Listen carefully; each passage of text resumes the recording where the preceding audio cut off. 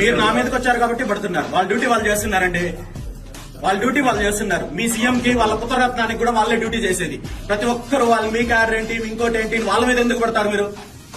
మీరు రూల్స్ తెలుసుకోండి. 3,70,000 మందిలో సిఆర్పీఎఫ్ లో వాళ్ళు 450 మందిని చూస్ చేసి వాళ్ళకి ప్రాపర్ ట్రైనింగ్ తోనే వస్తారు. మీలాగా దొంగలకి దోపిడీదారులకి ప్రొటెక్షన్ ఇవ్వడానికి కాదు వాళ్ళు ఉండేది.